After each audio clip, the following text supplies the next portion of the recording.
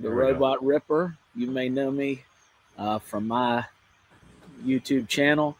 We're going to have a robot roundtable today. We've got Isaac Lloyd of Michigan Robots. We got Ben, who's a Yarbo user. We got Keith Anderson from LawnBots Robotic Mowing. We're going to have some other people joining us. But first, I'm going to give the people that are already here a chance to introduce themselves. So go for it. Say anything you want. Just don't confess to any crimes. Isaac, I guess I'm next. I'm sorry. I was trying to make sure the YouTube stream was going. Can you prompt me again? Sorry. Go ahead and shoot, Isaac. Introduce yourself. Yeah, so I'm Isaac, Michigan Robots, longtime tech and especially robot lover, robotic mowing dealer for I think going on 2 years now. And Yarbo is my favorite, but the Segway has really good products, and the Yarbo is not for everybody. So I would say right now Segway is, yeah. But I mean they're all great. They're all robots, so that's my story. All right, Benji, shoot it up. I'll go next. My name's Ben. I'm a Yarbo user. Yarbo is my first robotic mower. It's been my only robot mower. I'm a tech enthusiast. My day job puts me around a lot of precision farming and autonomous manned tractors and powered agricultural equipment. So when I was introduced to Yarbo, I saw a lot of parallels between Yarbo and the equipment I work on. And as I've been using Yarbo, I've seen a lot of problems within Yarbo, both from a daily use standpoint and from manufacturing flaws that I see in the equipment and vehicles that I help customers use and also work on a daily. So it's really interesting to see Yarbo navigate the same problems that the OEMs that I support daily navigate. And it's quite interesting watching them come to the conclusions that they come to. All right, Keith, it's your turn. All right. Hi, my name is Keith Anderson. I'm the founder of LawnBots Robotic Mowing. We are an authorized sales and servicing dealer in Wisconsin for ManMotion, for Segway Navimo, and soon to be some additional brands to be announced. Currently considering becoming a full-blown Yarbo dealer.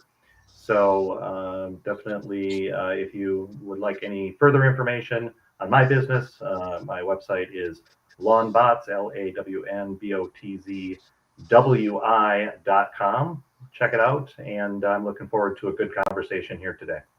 All righty, and Trey, I see you've joining us. Go ahead and introduce yourself, promote your business, and tell us what your area of expertise is. Sure. So my name is Trey. I'm with Otmo Cincinnati and Tecmo.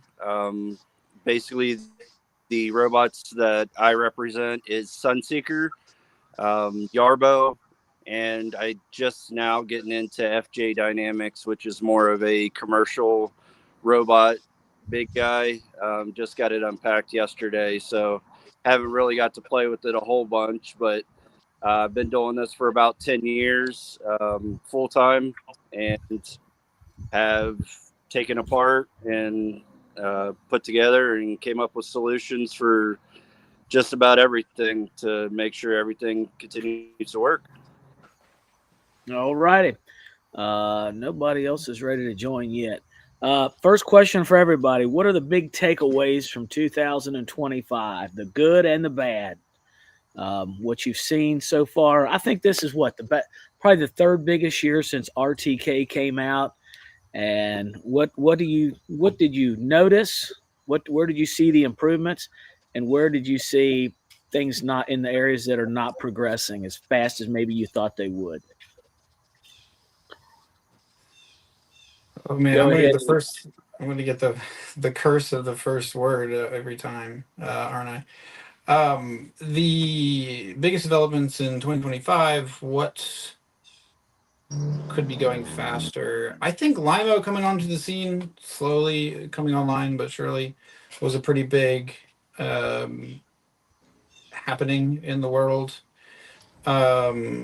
Motion's really ramping up.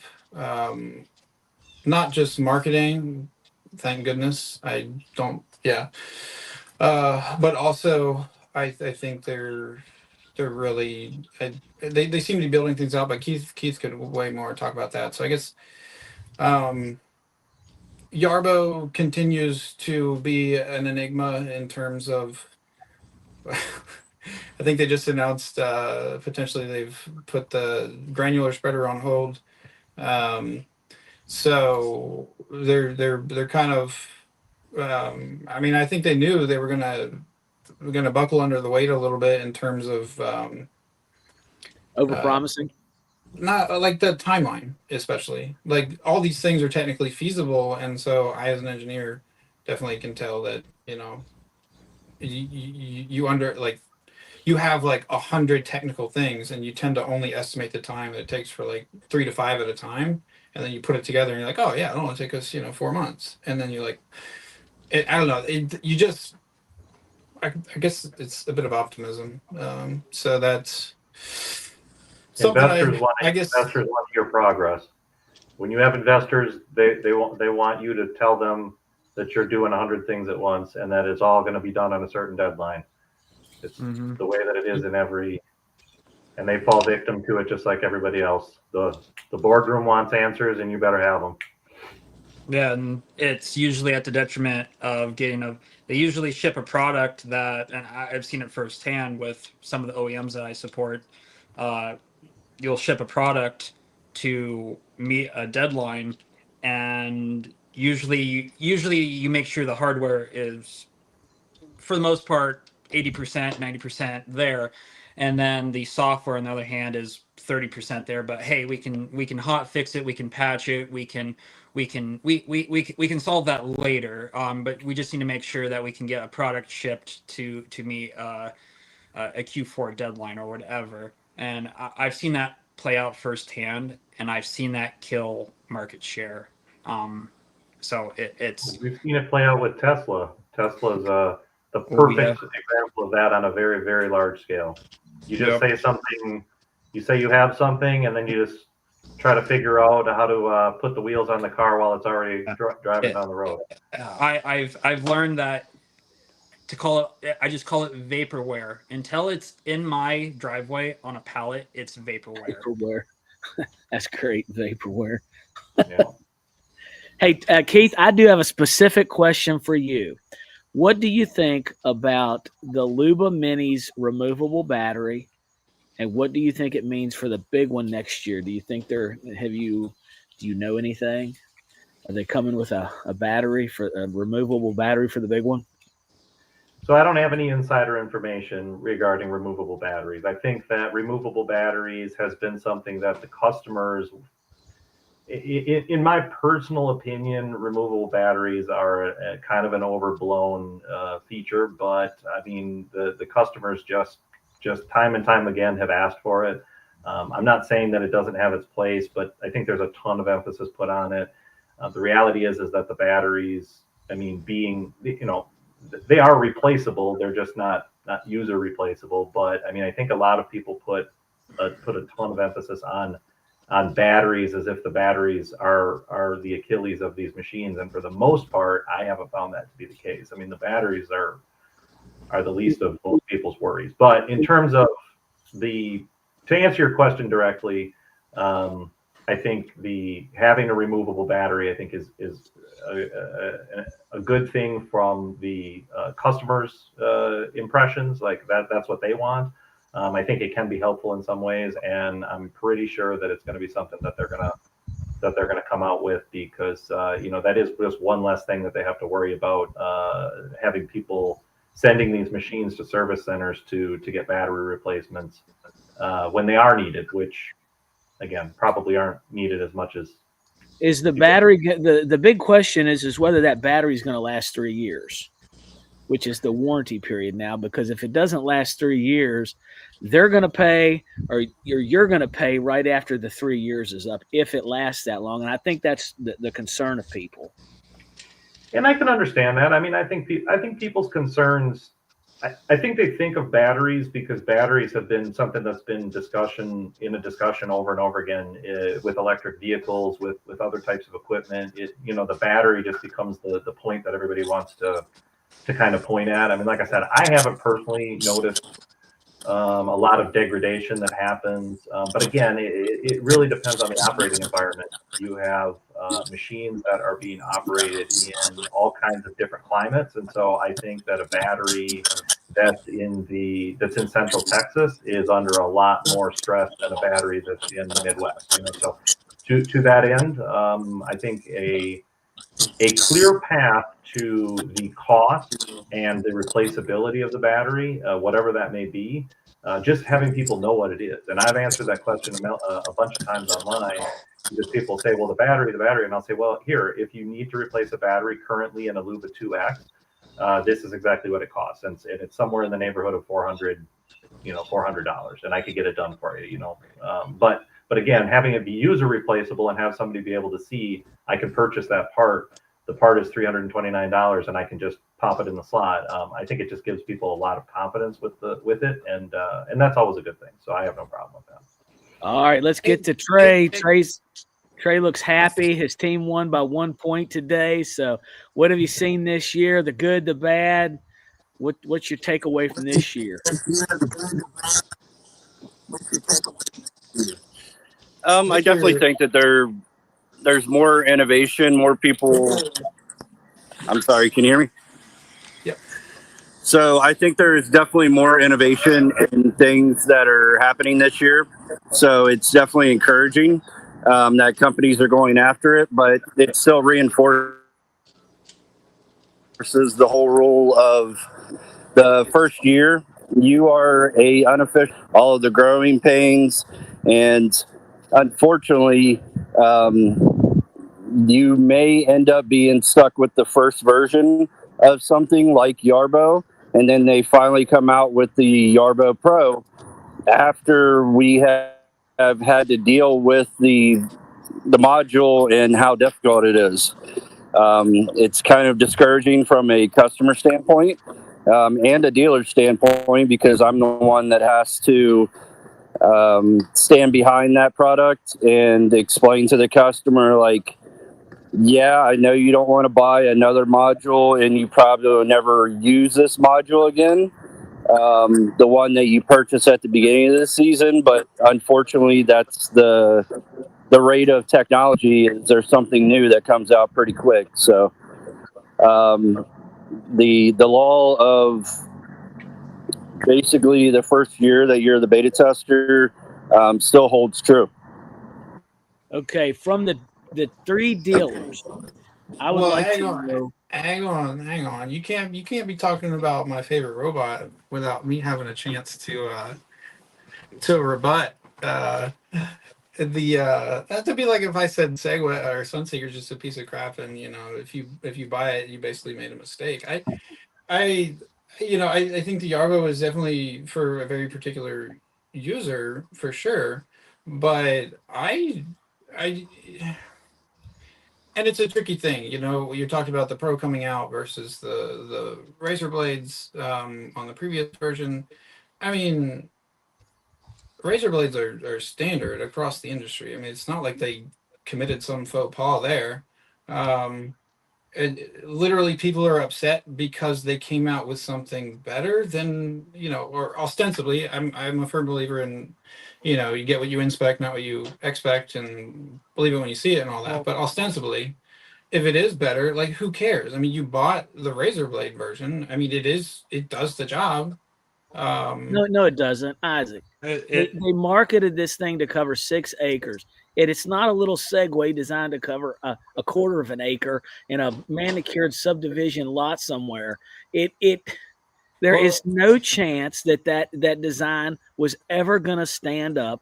I'm gonna say exactly what I said earlier. Is I was told that, like, I have a little quarter acre lot, And yeah, I should have never bought a Yarbo. It's not designed for me. I should have bought something smaller. But I was told point blank that M1 would mow my grass. It does not. I have to run that down to 2 inches to even cut my grass because I got crabgrass, I got dandelions, I got a whole bunch of trash on top of my bluegrass. And the razor blades just don't cut because they don't have the lift that my 40-year-old push mower does. And it just doesn't work as it was advertised to me that it was going to work as. And as a customer, it's incredibly frustrating that one, it doesn't work, and then two, they come out with the pro, and it's, yes, they have to have innovation. I don't want them to not have innovation, but this was delivered to me in November. They announced November 2024. This was delivered to me. They announced the pro in like May 2025. And according to Can I come in? the product pioneers, this had been a 3-year endeavor. Now, if I would have known that the Pro was coming spring 2025, I would have bought the Core, bought the S1 package, and saved my money for the Pro, because now I'm stuck with the M1, as one of the product pioneers made it very painfully clear, no, screw you, you're not getting any type of trade-in credit for your M1. So Okay, well, but so pioneers and individual tech support people, like, I think we all can, obviously I can only control the communication with my customers or whatever, and I try to keep that as optimal as possible and straightforward, and try to minimize miscommunications. But from an engineering standpoint, like, I think maybe we can just, I guess it felt like we're getting into the weeds a little bit with, like, so your stance. Go ahead. Go ahead, Trey.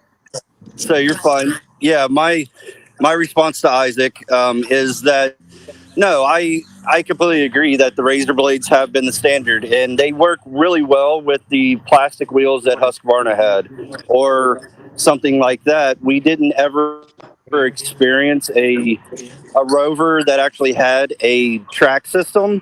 And what I've come to find out here in Ohio is that it becomes more of a trampoline that happens with the grass, because there is no lift, and usually you do have to have multiple passes in order to be able to get things down with a razor blade system. It's just not going to do as well. You have to be able to hit it at different angles for it to push it up, because the razor blades only cut what they can actually be able to hit. But this goes back. This And goes that back to my first point. This goes back to my first point. It's across all of them. I mean, I've got the Luba, I've got the Segway X, the Segway I, probably another one I can't think of at the moment. Like, they all have that limitation. Like, you don't get a great cut the first pass ever. It doesn't matter how short the But grass I is. think, Trey, I think to Trey's point, when you have something, and I'm going to say that Luba Q has this problem as well, because it has the wider wheels, and so basically it has this problem where the wheels travel, it pushes the grass down, and the grass doesn't rebound the next time that it passes over.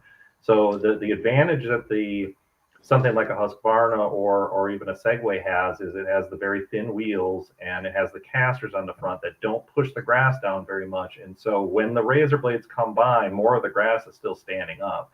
And I would say that nobody should be cutting with razor blades at more than about 2.5 inches real height, because I mean it just bluegrass and the like is simply not going to stand straight up if it gets any longer than that. So you really have that limitation. It's not a Yarbo thing. I mean, I can appreciate the fact that Yarbo probably with the design should have had sort of the pro, or the one large blade, or two smaller fixed blades, a la the Limo or whatever. And that's probably true, but the fact of the matter is that the razor blade thing is, I mean, and the other manufacturers do have some limitations too, but it isn't really the razor blades. It's more about the drive system. It's more about where the tracks or wheels or whatever touch the ground and actually push the grass down. It's sort of just a physical limitation. Okay, we're 20 minutes into this, and I want to hit You're the Robot Ripper. You should be eating this up.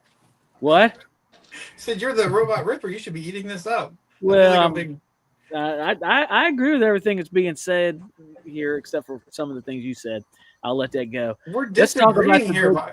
Let's talk about the big thing that everybody wants to talk about, and that is the GPS signal issues, things like map drift, multipath errors, and violating no-go zones, violating perimeters. The fact that some of them, you can put a robot on a piece of property and it'll work, and you put another robot on the same property and it doesn't work. I'll just mostly overblown if I can start on it. I mean, I've done some, and again, I'm not going to speak to Yarbo because I have not personally set up the Yarbo, so I'm going to stay out of that. But I will say for the Segways and for the Mammotions, especially based on how much hate Mammotion gets online for having issues, I can almost always promise you that as soon as I ask for pictures of, okay, you're having a lot of issues, okay, no problem, show me a picture of where your RTK is mounted. Sure enough, it's 2 feet away from a 2-story brick wall.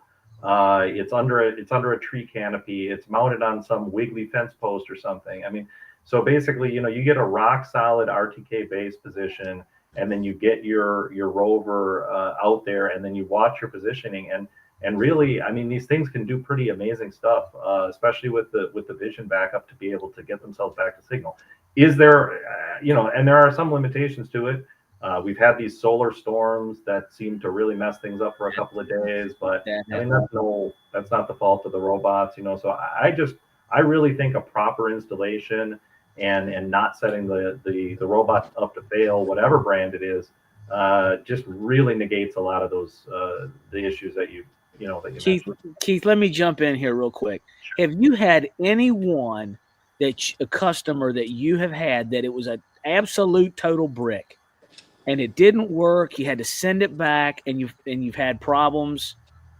Any customers like that? Not one. No. Well, I guess that just shows the importance of having a dealer.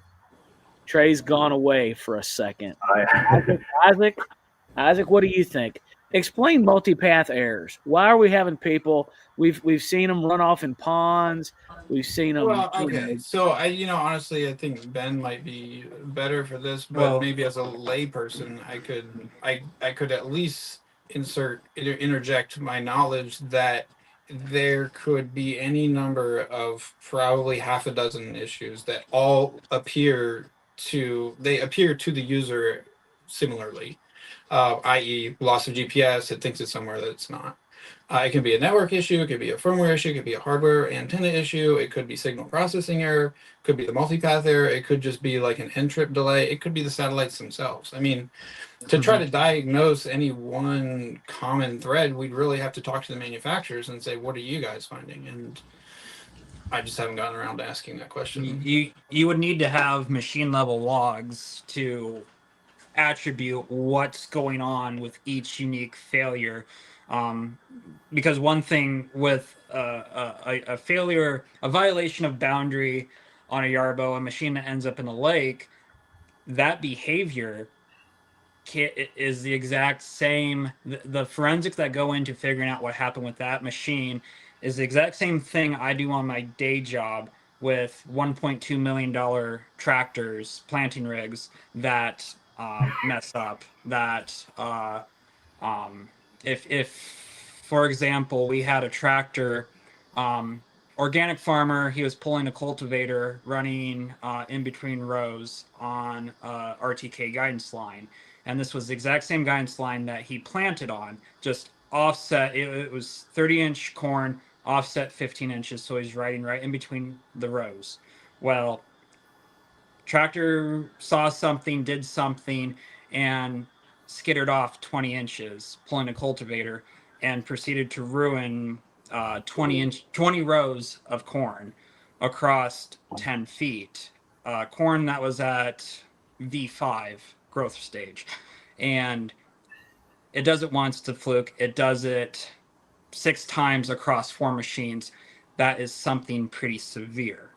And you start to pull machine logs. You start to look at solar climate weather that day. You'll start to look at the RTK network. You start to pull all these metrics, and on an OEM side or as a dealer side that has access to these deep machine logs, you can start to attribute. But with how locked down Yarbo is, I'm not a dealer, but I'm sure the 3 dealers here, they probably don't have any more deeper access to the machine than an end user does. So to begin to attribute what's going on to these machines that end up in the pond, in the lake, until Yarbo starts giving us logs, allowing us to see deeper than the diagnostic tree, actually see what's going on with the machine on basically a board level basis. We're just going to use our intuition, our experience, our technical experience to assume what happened, especially if there's radio silence from the manufacturer. So in that case, what was your initial assumption, and what did the logs reveal? well, so on my experience with the tractor that we were facing, it was so the equipment that we run, and I have some of the equipment on my garage. The GPS receiver that goes on top of this equipment, the initial hardware itself, depending on the flavor, the model you get, ranges anywhere from $6,000 to $11,000, and that is just a WAS base level receiver. To get that RTK unlocked receiver, you are starting to look at anywhere from $17,000 to $21,000 for just the GPS receiver, and then you're talking about the guidance processor, the display, but what was the issue? and the valve.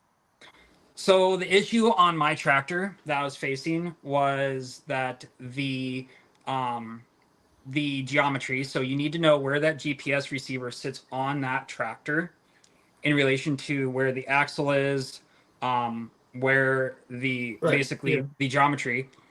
The software level wasn't doing the math properly to figure out where the height and the forward offset was of that GPS receiver. Basically, you where physically is located. An engineer fat fingered a firmware update and pushed it without proper testing. We never got a solid answer out of that, but that's 100% what that is. Like, you can't, like, the geometry doesn't change, does it?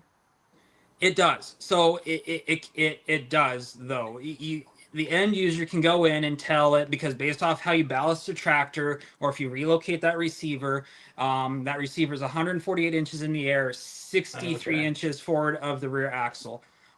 You can type in those measurements, and then based off of how the tractor yaws, the IMUs inside that receiver are going to pick up how that tractor steers, and then based off how high that receiver is, if the tractor tilts a degree, you're going to see a GPS shift of a couple of inches. Well, it needs to know how high, how forward that is, and whether it's not on the center line, left or right offset, to do that coordinate geometry to intermix the IMUs to basically stay center line on that navigation. But you said it was 10 feet off, right?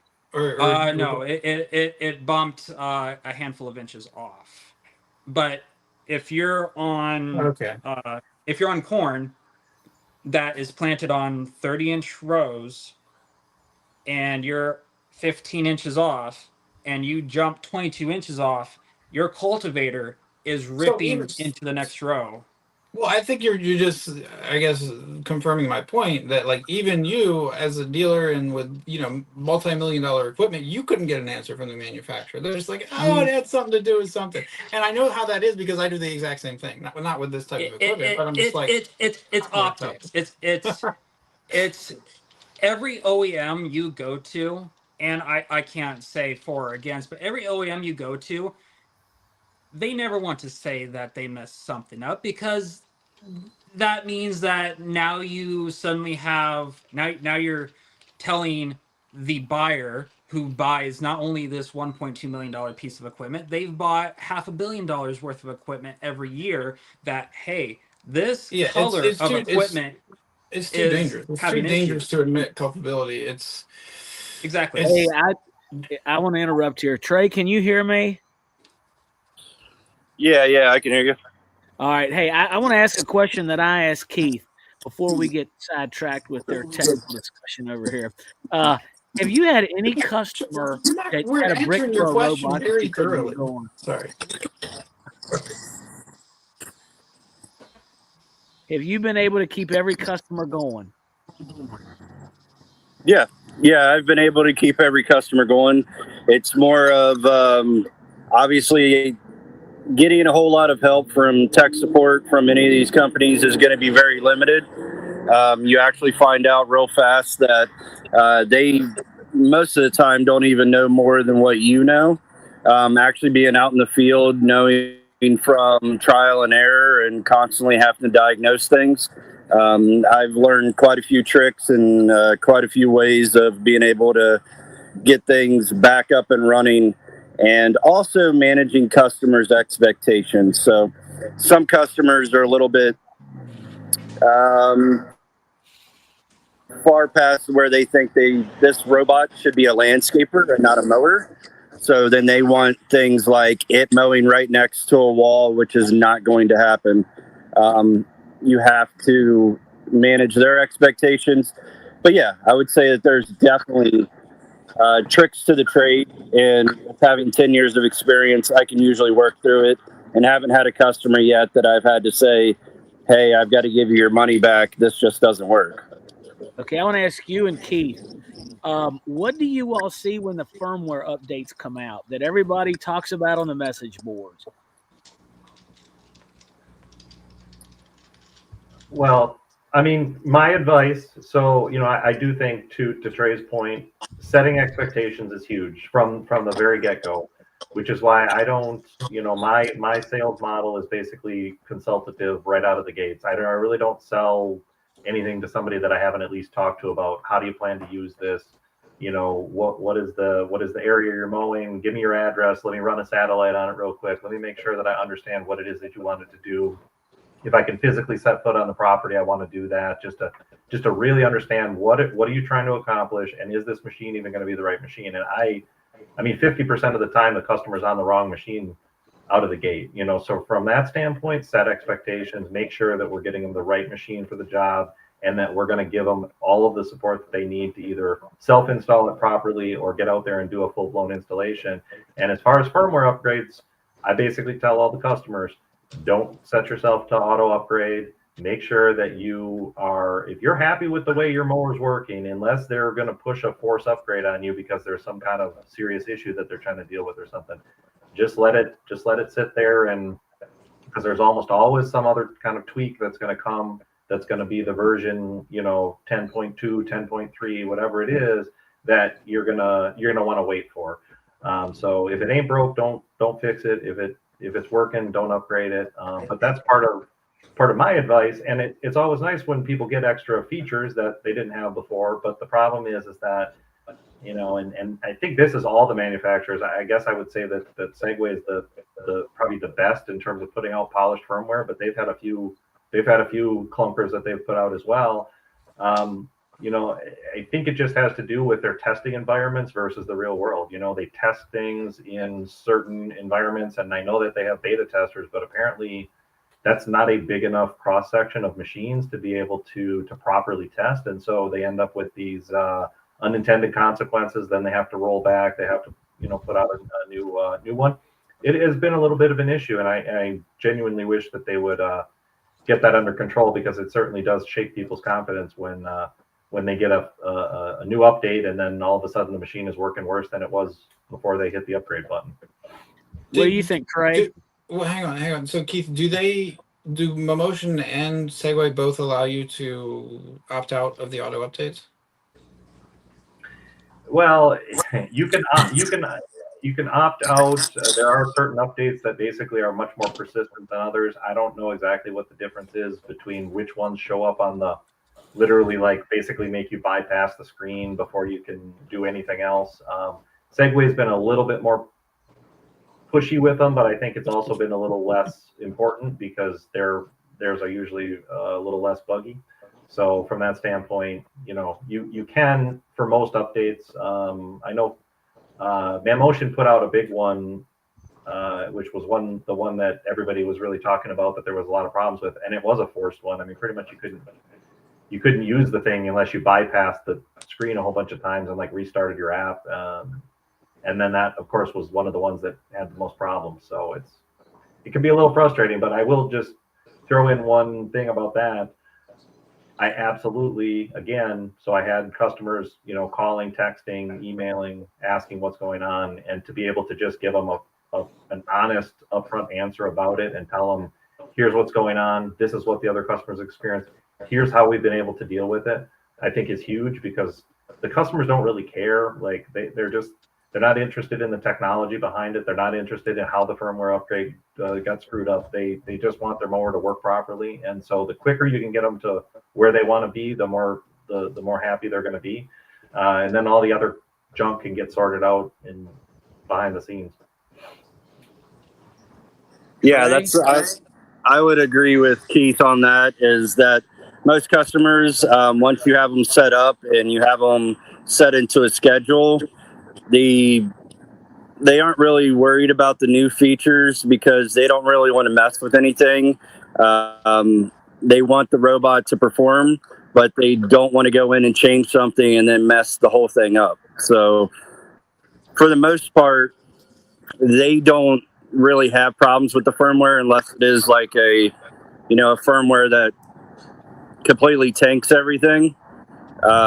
For the most part, they aren't even looking at the new options or anything. I would have to let them know that we may be able to fix a solution that we couldn't do before with the new feature or something like that. But for the most part, yeah, the customers just want it to run its schedule and not really have to mess with it. Trey and Keith, are you all fixing anything yourself, and how are parts? Can you get parts? Yeah, I get parts. So I fix everything, at least for Sunseeker. They actually have a warranty program that the dealer is actually able to go out and they just send me the part. I go out, I replace it, and then I bill Sunseeker for the repair. Yarbo, obviously, there is no way to be able to do it. Whenever I used to do Mammotion, there was no way to do it. And it becomes really, really frustrating for the customer that they have to go outside of me, go back to the manufacturer, and actually go back and forth in conversations and pictures and everything just to be able to verify that's the part that they need, and then wait for them to send them the part, or they have to send the robot back to Yarbo to have it fixed or something like that. So having a dealer and having a manufacturer that's willing to allow dealers to be able to do that warranty repair is going to get you a whole lot better experience than you having to deal with the manufacturer directly. Yeah, I think, so a little bit of an update, I guess, in regards to Mammotion. I actually can access parts. I actually do have a service agreement with Mammotion, so I can actually do localized repairs. I've been able to access parts. I've got a fair stockpile of the most important stuff at this point. So from that standpoint, I can do those locally. The early ones, like the Luba ones, they basically have pretty much called them unrepairable at this point. They aren't even looking to repair them at their repair center. So they're now actually just swapping them out for Luba 2 reverbs. So Luba 1, not really, but Luba 2, Luba 2X, and the Luba Minis, as well as the Yuccas, are all I can get parts for, accessories for, and do repairs. Segway, basically the same thing. Have access to all that. Segways just don't break really. I haven't. I had one that I had to run a diagnostic on, but once I ran the diagnostic and checked out everything and basically reset it and force updated the firmware, the problem went away. So ended up being a software or firmware thing. But I mean, yeah. So both from my standpoint, both Segway and MemOcean, I can do local repairs and local warranty. And I would say, to that end, all of the manufacturers, including Yarbo, I didn't know that we couldn't, Yarbo wasn't dealer repairable or whatever, but I mean, they absolutely should provide that, especially with those machines. I mean, they're incredibly heavy. I don't even know how they ever, I feel like with them, all they're doing is making FedEx like a crap ton of money. I think FedEx's stock price goes up every time they have some thing that they have to do because they have to ship the things back and forth for hundreds of dollars. But local repairs makes the absolute most sense for any of these machines that are people don't want to be without them. Well, I think I can speak to the Arvo. At least, I guess this kind of highlights a dealer advantage. You mentioned they're heavy. They are. But I keep a couple in stock for that very reason. So, like, I don't want the customer to have to talk to me. If they want to call them, fine, by all means, go for it. The Arbo tech support is willing and able as well to talk directly to dealer customers, which can be a really good thing sometimes. But in terms of like getting a fast warranty repair, I guess as a recommendation to consumers that are considering it as a snowblower, snow falls a lot faster than grass grows. So having that turnaround time be quick and that's like what I said. I take care of that, swapping it out, and then I just bring them down to Chicago, every so often, and get them repaired or whatever. But I think a swap out, a loaner program like that, and I have I have that, or I've offered it. I'll come and set my demo up on your lawn if I need to.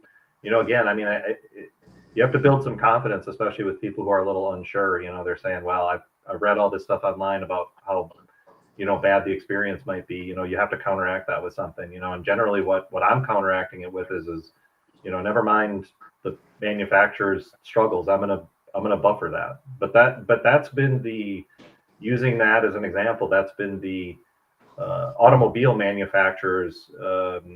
For since the beginning of the automobile, for the most part, they have offloaded all of that.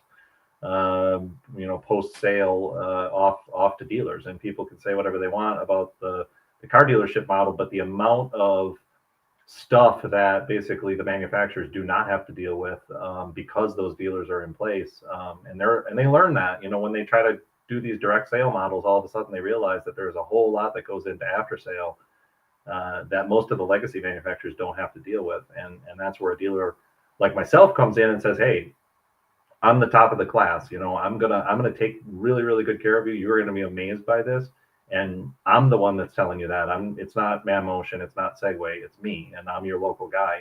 And so as long as you can fulfill that promise, that's really where that part comes in versus the direct sale and then the call the 1-800 number or chat online or do whatever it is that you have to do that frustrates the crap out of everybody because they have it seems like there's just a huge disconnect between the customer's expectation and the mower manufacturer saying, yeah, just ship it back to California and you'll have it back in 2 weeks or something. It's like, well, yep. In 2 weeks, I mean, my grass is going to be so long, there's going to be wild animals living in it. So that's just the disconnect. I would submit to you that the number one cause for customer frustration is the fact, like from what I've seen online and whatnot. Of course, my customers are all happy. The direct customers, yeah, they call and it's like, forget first call resolution. I mean, it's like you can't, I don't want to badmouth anybody, but they're certainly not anywhere close to you if they're even in the country. And then you have multiple phone calls with multiple people and they assure you that something's going to be done. But, I don't know exactly the mechanics behind how they solve issues, but it certainly goes through more than one person. Whereas, and then you can't, go to their office or figure out where they live and go, yell at them and say, give me give me my money back or fix my mower. Right. So like I think that's where the frustration, it's just the impotence. It's like I have this thing, and like you said, the closest repair center is in California, or Texas, and I think there's one in New Jersey for speaking of, well, I'm not sure if I'm supposed to say who, Yeah, but it just depends on the. But yeah. no, So you're right. Well, because the thing about it is that the entire after sale is basically an afterthought with the manufacturers. Their number one focus is simply to get you to buy the mower. When you buy the mower, cash goes into their bank account. Everything else after that is basically a pain in the butt, and it's costing them money and it's not making them anything. But the thing about, and again, I speak about this as primarily Chinese companies because that's really what the mower market is dominated by at this point. But is to say that they are really, really good at marketing. They're pretty good at product design. Their engineering is not bad. But when it comes to understanding what it takes to make the customer happy after the sale and how to support the product, they're generally a hot mess, and that's the part where, again, I just have encouraged any chance I get to speak to somebody that's a higher up at these companies is to say, stop trying, just offload it, get a partner, several partners if need be, that will handle the after sale for you, equip them with everything that they need to make the customer happy, and then basically just walk away from it. Go do what you're good at doing. Go develop a really good mower. Get your firmware under control, get all your issues under control, work on your machine learning stuff, and just offload everything else onto a dealer network that can, that's localized enough that people can, reach out to them at a local time zone, and don't, because again, their call centers or text centers or whatever, I mean, I don't know, they're mixing AI into it now. They got all this other stuff going on, and none of these people seem to have a very good idea of what the product even is or what it's supposed to do. I don't know if they're just contracted, that they're just looking at a manual on a screen. I don't really know, but that is, you're 100% right. I mean, that's where the frustration comes from. And I would be too. I just spent $2,500, $3,000, $4,000 on this product, and now I'm having a problem with it. And you're telling me upload the logs and somebody will get back to you in like 3 business days or something. And it's like, no, it's not okay. And that's best case scenario. If you interact with this out of nation support, that's best case scenario, that they work on they work on your issue, they identify the root cause, and it's fixed, and you never come across it. It's incredibly frustrating when you can't go to a physical location or interact with someone over the phone when it's a persistent issue. well, yeah, That and so it's so like I prefer people to I don't know. To me, I'm not offended if somebody's like calling me like 3 times a day. My robot's not working. My robot's not working. My robot's not working. And it will actually be very effective because I'm not very far away usually. I'm like, you bought it for me. Like, you're a person I care about. Like, a deal was made, money changed hands. Like, we have a relationship. And so if you're upset, it makes me upset on your behalf. And like, yeah, you have a right to yell at me. But you start screaming at somebody on the phone, who is so far removed from the initial transaction. It just, I don't, it's, I don't. Yeah, So it's people want it's acknowledgement. They want acknowledgement that their problem that they're having is real. Number one, because there's a lot of dismissive. I mean, that's one thing that I've noticed time and time again is basically a very dismissive attitude that comes from, my mower's not doing this, and it's kind of like, oh well, no, did you reboot it, and did you do this, and did you do that, and then, I mean, some of those things are helpful. I'm not saying that they're not helpful, but I think that the thing is ultimately when you get to the third interaction and they're still basically telling you the same thing, then it ends up becoming like, well, now I think you're not listening to me. Now you're not actually acknowledging that I'm having an issue. And that's 100% my experience with the brand and model of robot that I have. Is back in April, I had an issue where my model of robot disconnected from its RTK base station, and every power cycle of the robot, the data center, or my home network, it would lose connection, and as a result would no longer have N-trip. And the only way to remediate that was to get support involved, which they are in. They are a 12-hour offset from me. So if I make that support ticket at 1 o'clock p.m., it's 1 o'clock a.m. So I'm without that robot for 24 hours.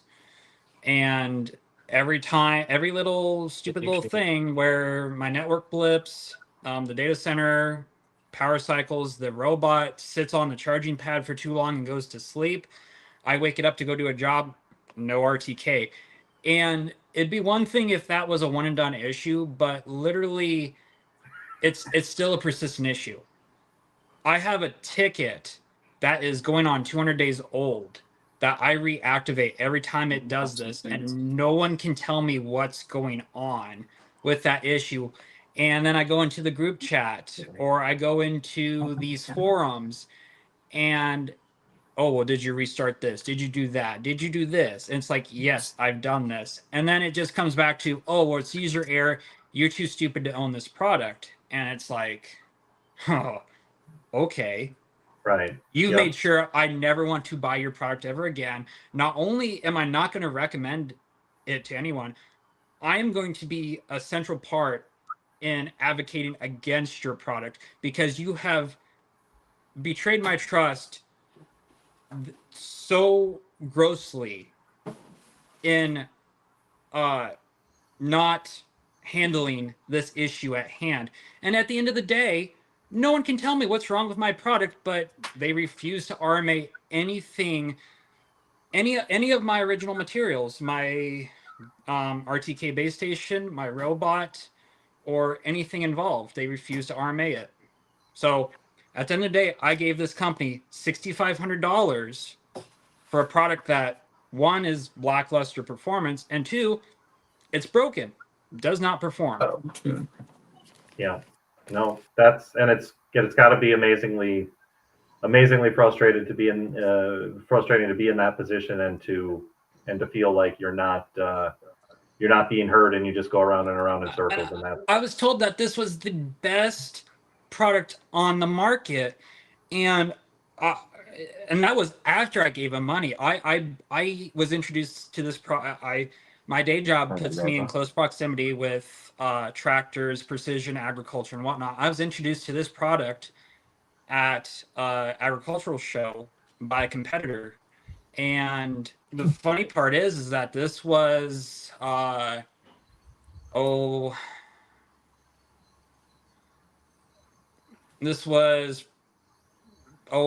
January 2024, when I was introduced to Yarbo by this company at this trade show. January 2025, at the same trade show, their booth was completely devoid of this brand's this robot mowers branding. And it's like, hey, what happened? Where'd all this go? And they're like, yeah, no, we're not advertising that we're a dealer for this company anymore. I think, I think you're making the point abundantly clear, at least to me. Like, I suppose my question would be, and hoping for a brief answer, but I guess, would you have, in retrospect, called a dealer instead of going direct? Yes, I would. If a dealer would have been available, I would have gone through a dealer. The problem is that based off of the way I've heard dealers talk, with how this company has their dealer structure set, I don't think I would have had a better situation, other than my problem would have been the dealer's problem, and that means a lot. That actually means a lot. Like, we have a whole. Yeah, sorry. Go ahead. It gives it. And I have it on the flip side. The OEM I support, whenever a customer calls me, it's my problem because I sold them that product. But if they run into an issue that I go to my OEM's help desk and they're like, "Oh, gee, we've never seen that support. We've never seen that issue before.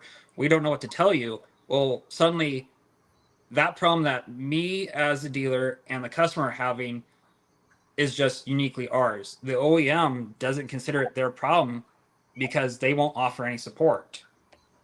And that's the same situation that this everything that I laid out this past year, my experience with this robot, if I would have bought through a dealer, would have been the same thing.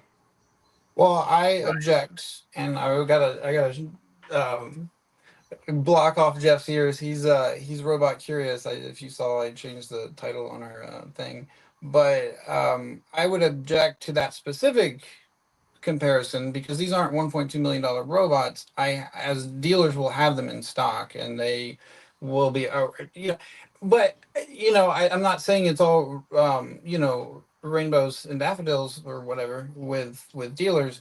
I think you got to make that determination on a case by case basis. I mean, it's just business, right? I mean, you go into business with somebody that you can shake their hand, you look them in the eye, you ask them a few questions, like, yeah, I like this guy, he's got a solid business going on, I like his plan for repair, he's addressed all my concerns, and then do I trust him? And untrustworthy people are in business, so there's some due diligence for sure with the dealers, but I think it's a little bit of apples and oranges to say that dealers are not.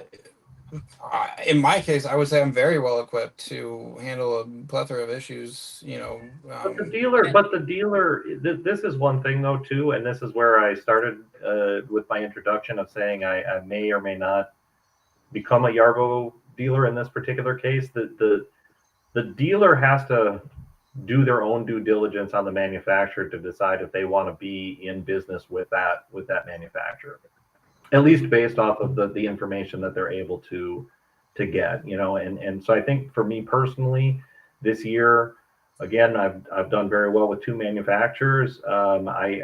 I really wanted to recommend a third, but just based off of the feedback that I was seeing, as well as my own personal experience, it was kind of like, you know what, I don't think that I can recommend it, and I don't personally want to do business, or I will not look somebody in the eye and recommend something to them that if it's not the right solution for them, or if I don't think that company is actually going to fulfill the promises that they're making to me as a dealer or to the public in general. So I do think that, it is partly goes back to the actual dealer themselves that to do that due diligence and to decide, is this a company that I want to actually partner with? Is this a company that's going to make me look good in the end? Because if I mean, truthfully, in Ben's case, if that whole situation would present itself, I as a dealer would probably be like, you know what, man, listen, I'm just going to get you a whole new one, and I'm going to just take that one back and figure out how the hell to fix it. Yeah. But you can only do so many of those. Like, as a dealer, you don't have to. There's, for example, I won't mention his name, but there's a dealer within this company's group that I did not buy anything from him. I did not spend any money with him. He has offered to replace my RTK base station. He has gone above and beyond, escalating my case to direct support lines, 24/7 support lines. He has been there in my inbox when I've made snide posts within this forum. He has been in my inbox like, hey, is there anything I can help you? And it's like, this is a level of customer service that I don't deserve, but yet he has shown me the grace of giving, and that is a dealer, in my opinion, that this OEM doesn't deserve, because this guy has gone above and beyond to make me as a customer whole. In the end, reading between the lines, he's going to disadvantage himself financially to make me as an end user run again. So it's one of those where it comes back to Keith's point, where like this the guy that introduced me to Yarbo at this trade show, they obviously didn't do their research, and now they're backtracking away from this brand because they no longer want to support it. So you bring up a good point, Keith, that if you want to support whatever brand of robot, you have to look at whether you want to put up with the OEM's shenanigans. Yeah. And Yeah, I didn't. and I know we're beating up a lot on Yarbo, but I think Motion minus one or maybe 2 years, certainly like 2 years ago, Motion was, a crap fest.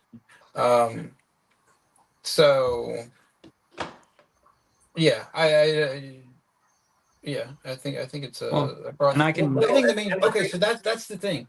We need to there's. The story does not end with Yarbo, Segway, Motion, Limo. Like this landscape is going to be changing like violently over the next few years.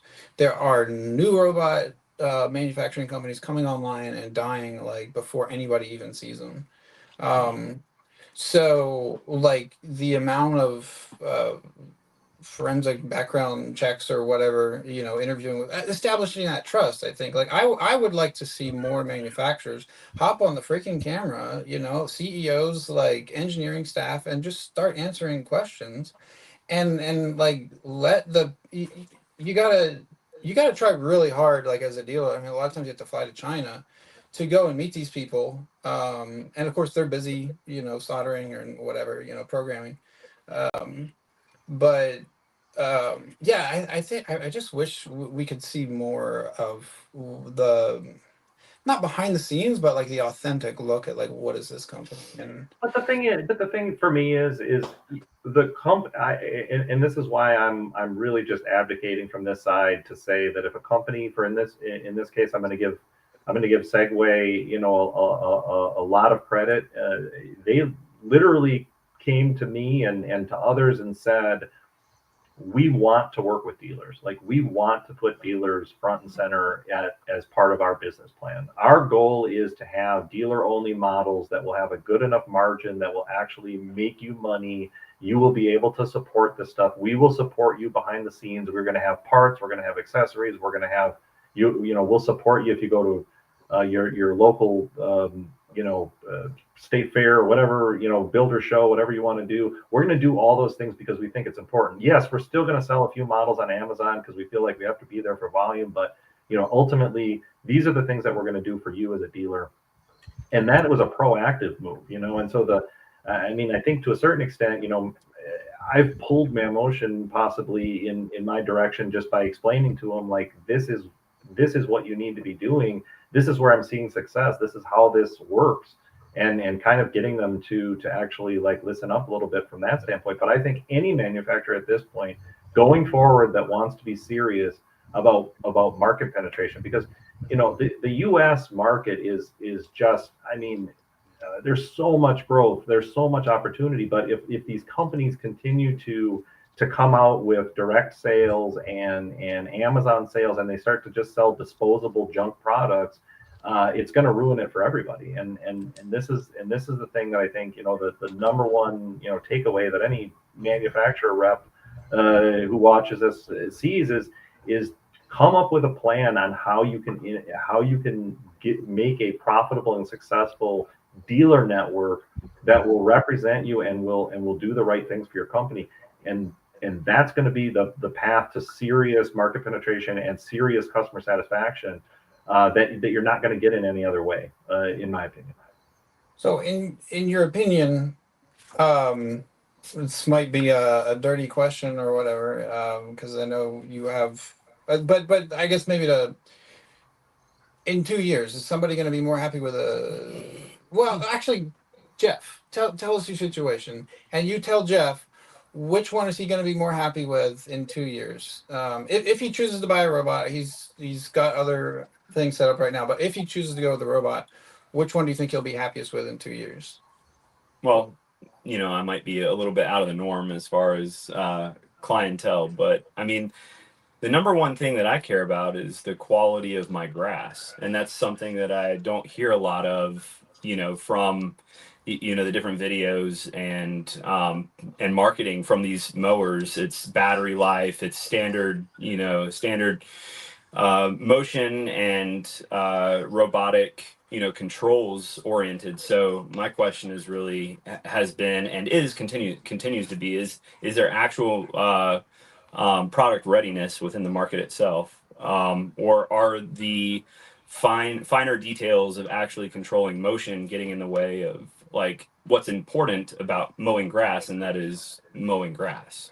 So that's why I've been on the fence. And to me, razor blade type uh, mechanisms that mow grass or used to mow grass are not as robust or as good at cutting grass as other means, so other mechanisms. So yeah. I mean, I don't think that actually puts you too far outside of a lot of the people that I've spoken with. I mean, there are some really proud grass aficionados in the world, and they, have a lot of similar questions. As far as, the specific robot that may or may not work for you, to me, generally has a lot more to do with how many hills you have, how many obstacles you have, what's your tree cover situation, different things like that. But I mean, I would say this about it. I think everyone's so let's just say this for instance, if you deploy a Segway Navimo X3 mower on a relatively flat piece of property with already existing grass on it that maybe isn't the best grass in the world, and you run that mower consistently every single day, at least when it's not raining, your grass will look amazing. I've never seen my grass look so good in the because I use my demos pretty much on my own yard, my neighbor's yard, my other neighbor's yard. So like I have these things deployed, and I have never seen the grass look better than a robot mower that runs every single day. Now, if you think about them in that context, you're on the right track. But the problem is that people haven't made the mindset shift. They're thinking more about a mower that they're going to send out there every 4 days, when they basically used to mow. I went out there and drove my tractor, every Friday. So that's when I would run my robot mower. No, that's not how it works. You want that consistency of cut. You want to be trimming off the very least amount of grass that you possibly can. And there's nothing grass loves more than to have a teeny tiny part of the plant being removed. The grass will start to grow out instead of up, and it will become much more lush. It's going to fill in the bare spots. And again, this is, just with minimal other care. I'm not saying that you don't have to fertilize or anything, but that is robotic mowing. That's the true promise of robotic mowing when it comes to maintaining grass. But when you first start out, if your grass is long and you start running it, it's not going to be a particularly good cut. The razor blades do not do a good job with longish grass, and especially when you start to introduce things like tracks or wide wheels or things like that push the grass down, you will struggle.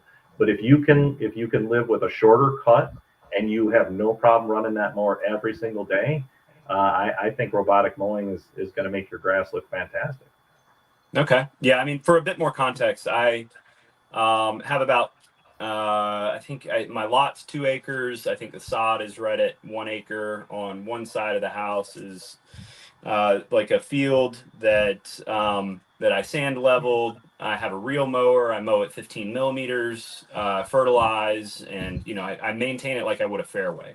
So it's been a process to get it like that. Isaac's been trying to sell me on a robot mower to replace a John Deere greens mower. So the care, I'm mowing my grass every, one side every other day, swapping out, and to me, it's just not, the technology is not there yet. I haven't seen, I don't know why, a robotic reel mower yet, but I feel like that. Well, there was one, but it was sort of vaporware, as Ben would say. That one didn't make it out of Kickstarter without people losing a bunch of money. But kind of a cool idea, but just not ready for I guess not ready for reality just yet. But you know what I would Yeah. say, Jeff, though, seriously, and this is again, I guess we'll just keep coming back to the same point. If you came to me as a dealer and said, I don't know if this is going to make my lawn look the way that I want it to. I mean, I would basically say, you know what, let me bring one over. Let me set it up on your property. I'm going to let it run for a week or whatever, and you tell me if you're happy with it. Then I'll gladly sell you one, and if you're not, then I'll take it away. But that's where I've been trying to get. And I think we had one kind of on the on the order log or a sample or something like that from Isaac. It hasn't worked out. Which one was that? Was it a limo? Limo, yeah. Yeah, the limo. Yeah. Well, but I do think, though, seriously. I mean, again, everybody's I didn't know opinion. he was cutting at 15 millimeters, though. Sorry, you may have told me that, but It's everybody's definition of what they want out of a what they want their lawn to look like or how they want their cut done and different things like that. I mean, some people some people really like, and I guess I would throw myself in the category. I really like what I call the ballpark stripes. So the Emotion, the Luba 2 actually does some pretty impressive striping. The problem with it is that when you actually look a little closer at it, when you're actually up close to it, you can see that there's a lot of missed blades. Some blades that are tipped over, things like that. But a lot of people, honestly, they don't even care that much. It's really just like how does it look? A lot of people cut their yard as a chore. I mean, that's right, and that's so really what it comes down to. So again, that's where product recommendation from somebody who isn't trying to sell you one particular thing comes into play. It's kind of like, look, I'm going to give you the best advice that I can give you, and you're either going to buy one of the things I sell, you're going to buy something from somebody else, or you're not going to buy it at all, and that's perfectly okay. Because to me, I think that the whole thing is you have to think about it from a standpoint of you have opportunities to earn business. You may not earn business from that one individual that you spoke to for whatever reason, but the thing is that if you're upfront about things and you make good, solid recommendations, people will literally refer. People will refer people and say, "I didn't end up buying it, but you should." And that's, I mean, there's nothing that you can ask for more than that as a business owner than to have somebody recommend your business that wasn't even actually a customer. So I think that's important, and there's just so much stuff that plays into this, which is why there's a very disingenuous all these videos that all these influencers are doing, and they're saying, "Oh, yep, this is the right mower for every single lawn. Just click on my link and buy." And it ends up being, well, this thing sucks. It's not doing what I wanted to do. Well, that's because it was never going to do what you wanted it to do because it wasn't the right choice. But you were told that it was, and that was disingenuous and it was wrong. Keith? Yeah. What do you think of the marketing practices of these robot manufacturers? Well, outside of the excessive use of influencers and basically quasi product testers that are not actually testing anything, I think it's an incredibly competitive market, and basically they are all stretching the truth when it comes to the capabilities of the mowers. I think that they're stretching the truth when it comes to the run times. I think they're stretching the truth when it comes to the quality of cut, a lot of things. And I think that I don't know if this is just, I mean, it's been around in automotive forever. It's been around in power sports. Everybody tries to eke out a little bit of an advantage against somebody else. But I guess in robotic mowers, I've seen a lot more truth stretching than I have in some other markets. And the thing about that is that it doesn't go over well when you're doing it at the scale that they're doing it. And if they're expecting that this stuff is going to catch on in the commercial market, which is obviously a huge opportunities, but in the commercial market, nobody's going to tolerate that you overestimated your battery life by 15%. Nobody's going to tolerate that you said it would do this and then just it doesn't. It's like, oh yeah, no, we said it did, but it just doesn't. There's going to be no tolerance for it. And so I think, any marketing that's being done right now that isn't being done at an honest level is just simply hurting not only that manufacturer, but it hurts the whole industry. It hurts because people then say, oh, you know what? Yeah, those robot mowers, those are all bullshit. It's unacceptable. And and like it's one thing to stretch the truth. It's another thing to literally take company assets that you don't represent them correctly and spread their influence far and wide to base their digital salesmen is what they are, and you don't represent them as digital salesmen, and their whole purpose is to foster this product like it's the best thing ever, like you said. They're going to tell everyone that it does everything that they ever wanted it to do, where, as you say, certain products do certain things well. And then not only that, they play damage control to a level that it feels like it's Soviet era. I feel like I'm being gang stalked by some of these company assets with and I'm not lying. I'm stating my truth. You have seen my videos. Some people have seen my videos that I put out there. I'm not spreading lies. I am just simply stating a truth and stating my experience. And within 30 seconds of posting it, I will have 6 company assets in the comments basically gang stalking me, saying, "Oh, well, you did this, and oh, you did that, and oh, well, you just don't know how to use the product." Well, it's like, it's a $6,000 product. You are selling this to 80-year-old pensioners. So if me as a 26-year-old tech enthusiast that wrenches on $1.2 million tractors doesn't know how to use this, then your product's garbage.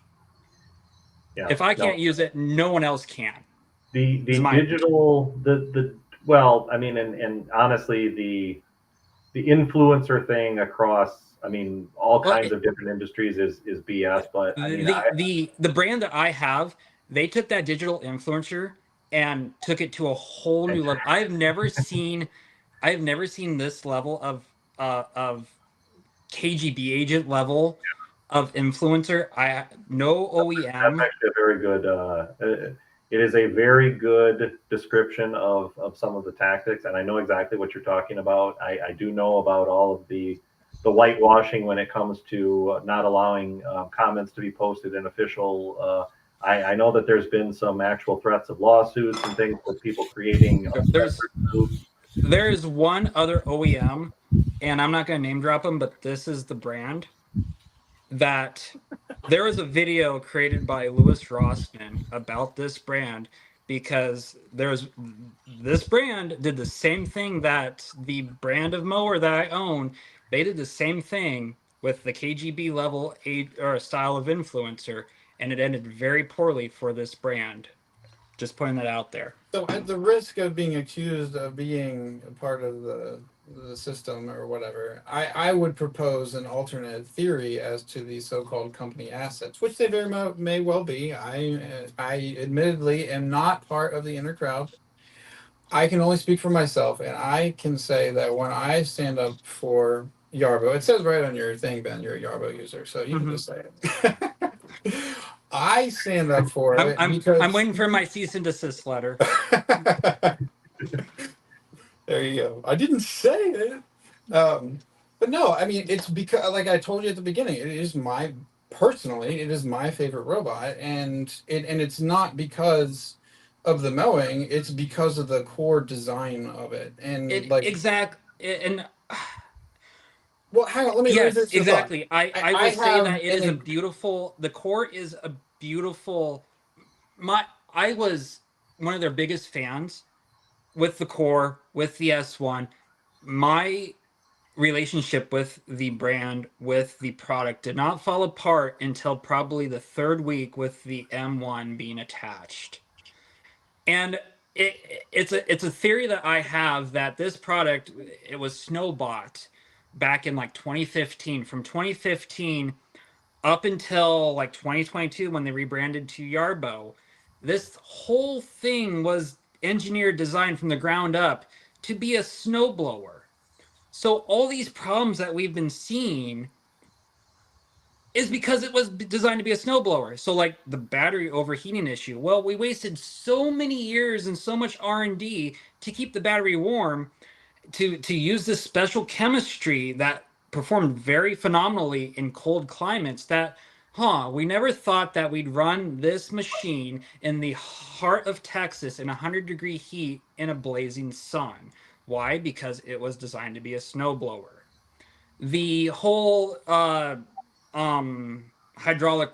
the electronic ram lift system for the Okay, but so what would you have them do? I mean, that's a valid point. Okay, but what it's would you have them because do? Would you have them spend another 5 years like optimizing it for lawn mowing, or do you sell it for what it is and say, They're yeah, engineers, dude. You would think that they would know this. I would have them spend another 2 years optimizing it, because when engineers but then at the don't beginning spend, of this call, you were complaining because they released the M Pro. well, They're improving the product, and it's not another $6,000 add-on. Isaac, I, when Isaac. engineers don't spend, when engineers just push out products because their shareholders tell them to, and then they There's no sandbag and evidence try that to, that's what's happening. So let's keep this about the okay, engineering then process. if it's Respect the simply process.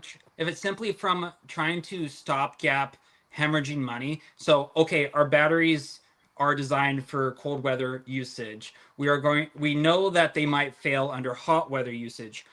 Instead of recalling everything and retooling our batteries and losing potentially millions, we're just going to let it loose and let it go and hope for the best. And if a couple end users squabble about battery overheating, okay, we'll burn that bridge when we get there.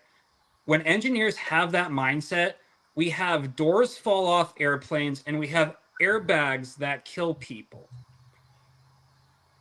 Massive lawsuits, massive horrible PR episodes. Now, no one's died because of some of the things that have happened with this particular robot brand, but getting sloppy because we want to push a product is not how. They're it backwards. They're not doing it because they want to push the product. They're doing it because the customers are asking for it faster. I mean, But on the one, Isaac, there was a guy that posted they're on arguably Facebook. doing the best of both worlds, right? They're getting it out there fast. If you're A stupid enough to guy, think that it's going to be perfect the first year, then wait a couple years, and then maybe that's when you should have bought. If that's what your Isaac, expectation. I'm sorry, Isaac, I get passionate about robots. So Isaac. I don't want They it have a perfect. I guy. just want it to work. I They want have my a guy on Facebook. $6,000 robot to work. They have a Facebook. There's a Facebook post that's famous now. Their e-stop doesn't work all the time. Their e-stop doesn't work all the time, bro. And the Yeah, other thing is, I think that's we have the one that first. might actually end up in a lawsuit. Well, beyond that, I think Ben's point here is, I don't think we've ever seen a company in the history of the world that has said we're going to have obstacle avoidance and tow mode and Yeah, follow me mode and where's my patrol. Whatever you want to 5,000? call it. Where's my And 5,000 pound payload at? Right. And they've No, come out with a hitch. true. They've come out with a hitch that doesn't work. Any Yeah. fool knows that it's down pressure on the back of the unit. It's not what you can tow in a straight line when everything's perfectly level. And Yeah. gosh, It's I just mean, it's a linear pull. a 12-year-old could figure out that stuff's not going to work. Yeah, it's. And the trimmer, you can see a disaster forming. They just said they're going to cancel production on the granular spreader and the liquid spreader, and they've been taking it to trade shows for years. Why overpromise? I mean, you look at Limo right now. Their biggest problem is someone said it earlier. It's just to get money in your pocket, and I've said it. It's always funny because they say, oh well, just buy this and see if you'll like it. Money back guarantee. 30 days you can get your money back. It's like, no. As soon as they got your money, they are going to obfuscate and delay and sandbag your return window, because once it's on the ground at your property, they do not want it back. Because I was case in point. I had issues with my mower, and it's like, hey, can I maybe do a return? Oh, nope, sorry. Nope. We're gonna do troubleshooting before we authorize a return for your So money would you back. say it's accurate what I said earlier, that your issue with the company, not your only issue, but the main one being how they handled it not working, more so than having issues in the first place? And I again, think this is a question Both for of those are cultural problems with a company. it is one, the specific. So I had no issues with the S1 or the core, which comes back to my theory of it was engineered for better part of 7 years to do what the S1 and the core were meant to do. I have issues with the M1, and based off of just the hardware revisions with the M Pro, I think we're also going to see issues just because the cutting, the actual implement area of the M1 or the M Pro is this big. The implement is this big. There's no reason why the M1 has to be this big when your work area is only this big. And that in of itself, I'm not an engineer. Let's be honest. Let's be honest. The only reason that the Pro came out was because Limo came on the scene. Yeah, Let's be honest. 100%, the 100% agree. timing is a little interesting. Ben, I want to agree with you 100%. Though I think that a vast majority of the issues that they have had, just really engineering issues that have come about, have had a lot to do with the fact that this basically was made to be a snowblower. And then they said, well, you know what? There's actually not that big of a market for snowblowers. There's this entire Let's package it with a company that- lawnmower. And let's they make it into it. Yeah. and I heard And then- rumors that and they then they only didn't spent like re-engineer 8 it. months. I heard Yeah. rumors that they only spent like 8 months actually making the M1. So that's why it looks so the way it does. You flip an M1 over, your work area is like this big, your implement is like this big, and I want to pop once my M1 screws up, and it will.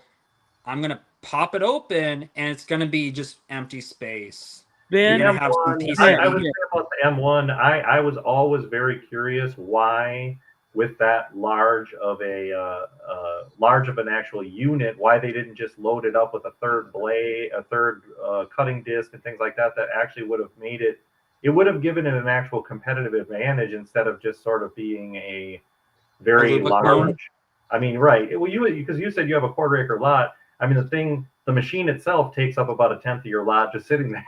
I mean, the thing is so damn big. And like you said, a razor blade model does its best running daily. And I wanted to interject and say, well, I can't do that because all my headlands are ripped to shit because it's just turning. And with the way the tracks work, when you shift the load, like when you have the S1 on the front, that weight's not on the ground, so that shifts your turn point. Your rear tracks now smear completely around, and all that grass is just getting ripped out of the ground as it turns. So It's a problem. So again, to your point, that as a snowblower, all of a sudden it's a pretty nice machine. It's great. It's yeah. great. It's provided you don't have a vehicle parked, because again, I bought it thinking we had obstacle avoidance. Doesn't avoid obstacles. I don't know. I'm not. I didn't hear about that one.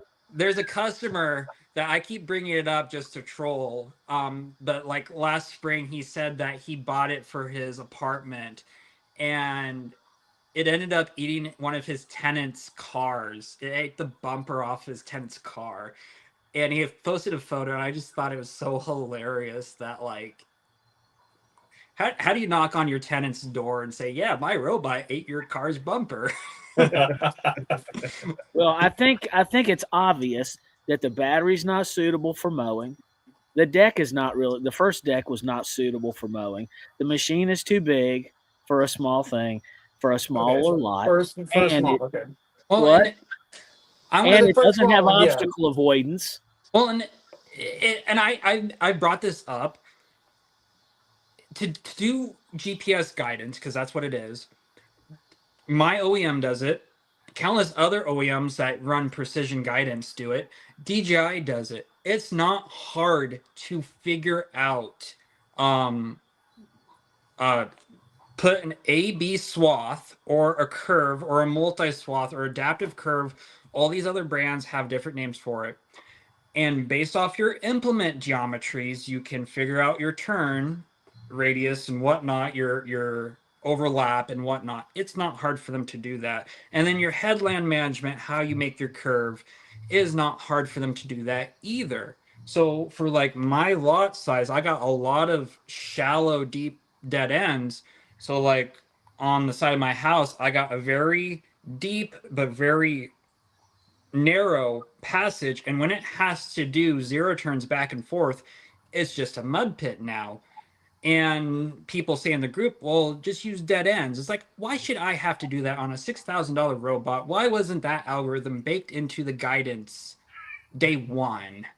Why didn't you get a hold of a dealer and get the right robot? Wow. Yeah. Sorry.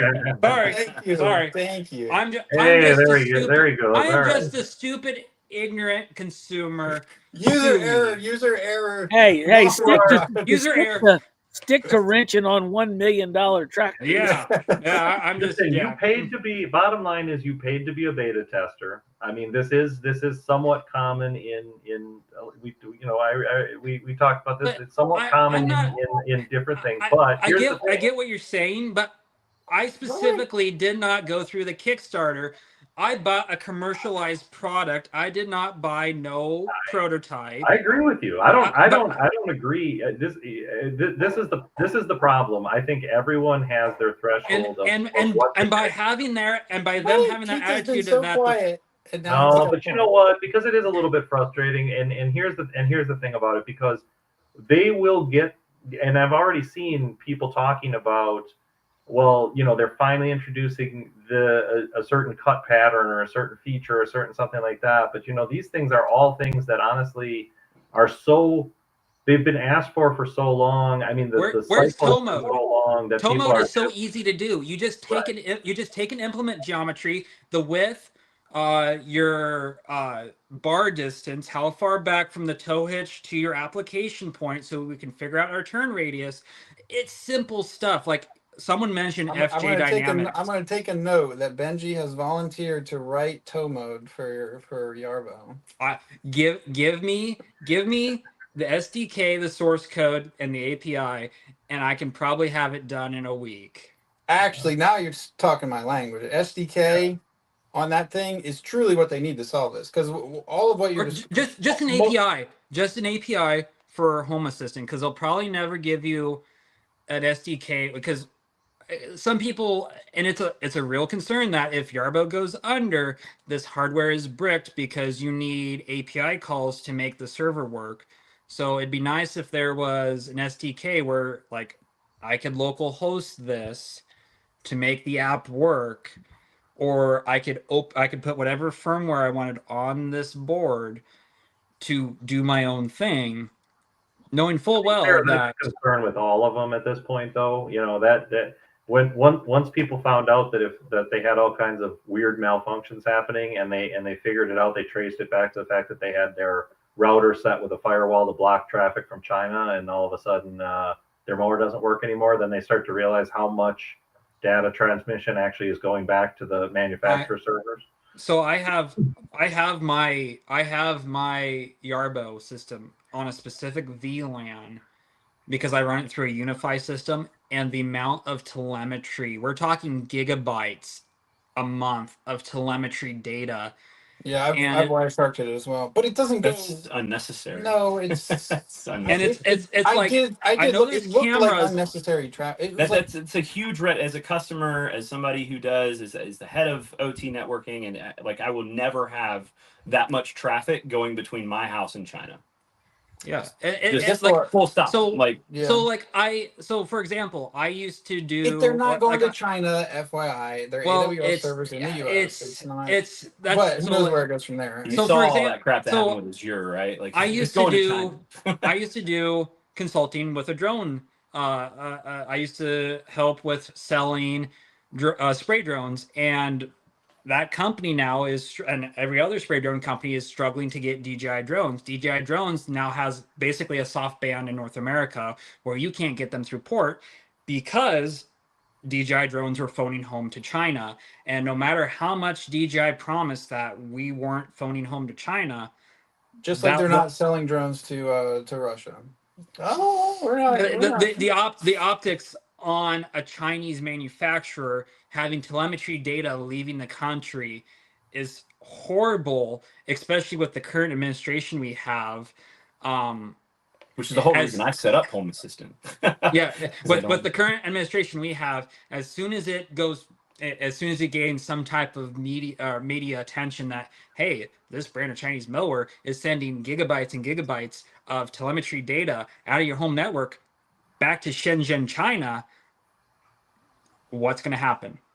Right. Because I can tell you what happened to DJI, and I can tell you what happened to DJI, and I can tell you what happened to XAG, the two main spray drones that this company I helped out sold. We can't get them anymore as a result. And there's a little bit of lobbying by Skydio because, well, Skydio couldn't make a good I was going to bring up Skydio, but I didn't want to get too murky into but I mean, there's definitely merit there for sure.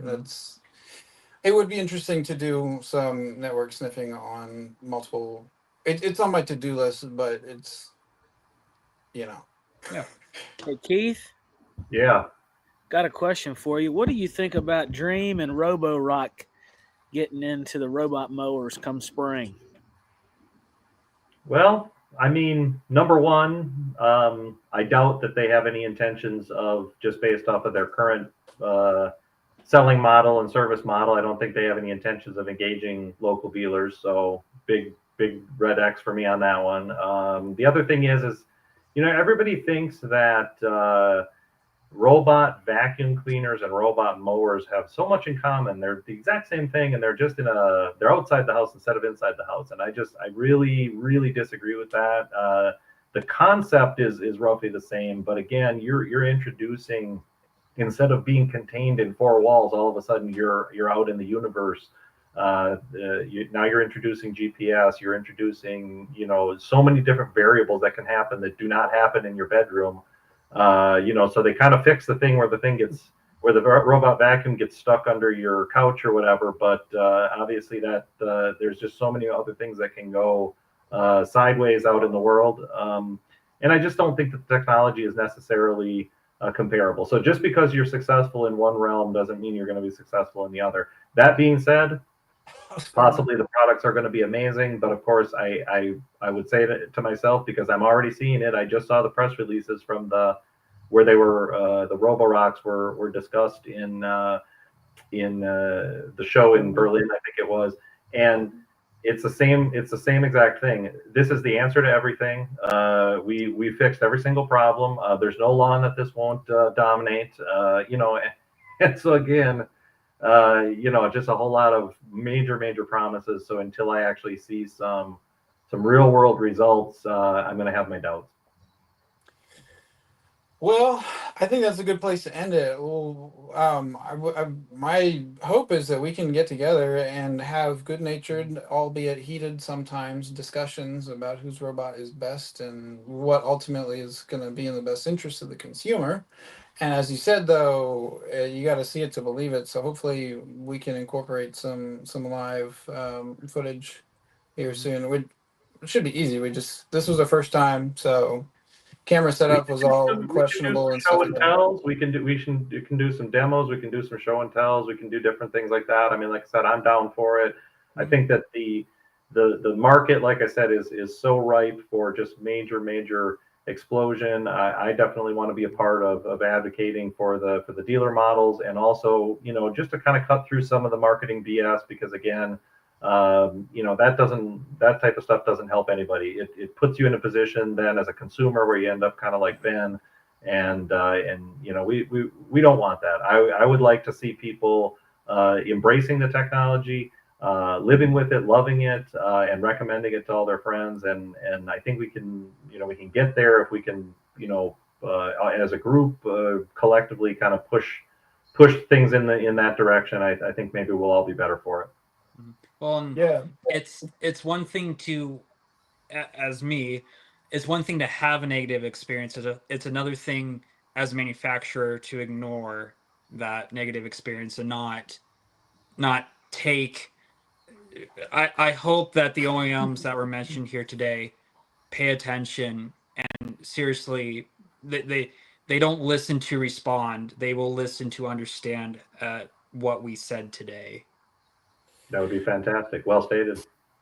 Yeah, well, let's make sure we keep I like the idea of like maybe one person like carries a phone around or something, and like we have like kind of simultaneously somebody demoing something working, or in Ben's case not working, and then everybody else commenting, or in Ben's case laughing. Uh, User error. Well, why don't you get Jeff, get a demo set up for him, and let's get the show on the road over there. He's waiting for a demo, and I've got a perfect yard to make somebody's equipment look good, man. I mean, there you go. Flat. okay. Okay. He's already maintaining it like the fairways at Pebble Beach or something. So Not quite. well, hey, thank you for the opportunity. I'm glad to have been a part of this, and I hope to talk to you all again someday soon. Yes, sir. And that you're in Milwaukee, right? Wisconsin? Yes, Milwaukee, Wisconsin, basically taking care of all southeast Wisconsin and maybe a little bit outside of that. If anybody needs anything, lawnbotswi.com. I'll be happy to help. Even if you don't end up buying from me, I'd at least like the opportunity to help out any way that I can. Heck yeah. Well, thank you so much, Keith and Ben and RR for coming on. Of course, I'm in Texas, so it's we'll if you're around Michigan, we'll see you. And yeah, let's educate people about what is here, and make sure that they can take advantage of it as soon as possible. So, all right, Mr. Ripper, thank you for mediating. You're welcome. Take it easy, guys. We'll see you. Good to meet all of y'all. Yep. Take care. Bye.